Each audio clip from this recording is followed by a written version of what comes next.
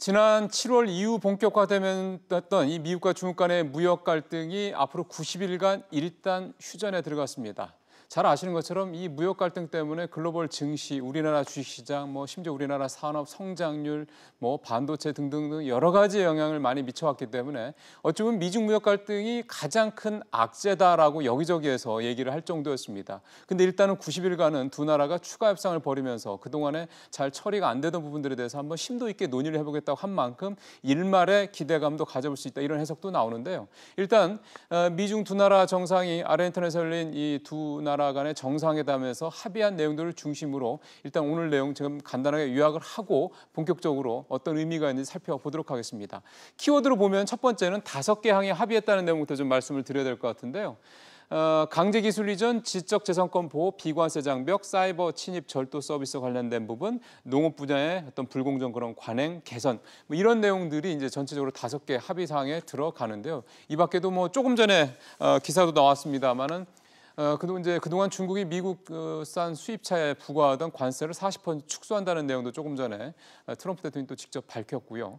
여러 가지로 좀 미국한테 좀 유리하다는 내용들이 많이 돼 있다, 이런 얘기들이 나오는데 차차 그거는 잠시 후에 전문가분과 얘기를 나눠보도록 하겠습니다.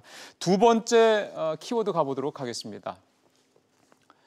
자, 두 번째 키워드는 Who is the winner? 그러니까 이번 정상회담에서 과연 누가 승리를 한 거냐? 굳이 나눠보자면 아까 앞서 보셨던 5가지 합의 사항만 보시더라도 아마 여러분들께서 충분히 미국이 이겼지 이렇게 생각을 하실 겁니다. 그 정도로 사실 이번 정상회담에서 합의된 내용을 보면 미국 일방적인, 그러니까 중국한테는 그만큼 불리한 그런 내용들이 많이 있다, 이렇게 볼 수가 있는 건데요. 실제로 트럼프 대통령이 미국으로 돌아가는 전용기 내에서 가졌던 기자회견에서도 중국이 앞으로 상당한 규모의 미국산 제품을 살 것이다라는 점을 강조하기도 했다고 했습니다.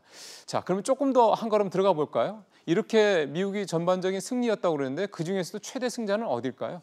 미국의 농업 제품이라고 봐야 될 것 같습니다. 그럼 미국 농업 제품 중에서도 뭐지 좀 찾아보니까 콩이 가장 대표적인 수혜 상품이 되지 않겠냐, 이런 전망들이 많습니다. 왜냐하면 미국이 중국의 제품 500억 달러어치에 대한 지난 7월에 25% 추가 관세를 부과하자 중국이 바로 처음으로 보복 관세를 매긴 게 바로 콩이었거든요. 미국산 콩.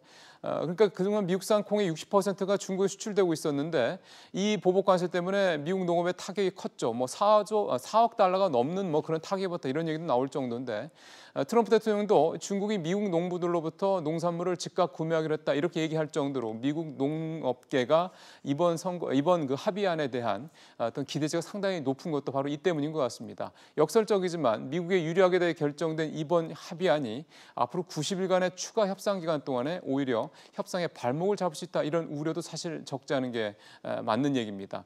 그래서 미중 무역 협상은 지금부터가 본게임이다라는 해석도 나오고 있다라는 얘기도 나오는데요. 지금부터 본격적으로 이번 미중 무역 협상의 어떤 의미를 짚어보고요. 이 결국은 이제 우리 경제에 미칠 영향도 좀 살펴봐야 될 것 같습니다.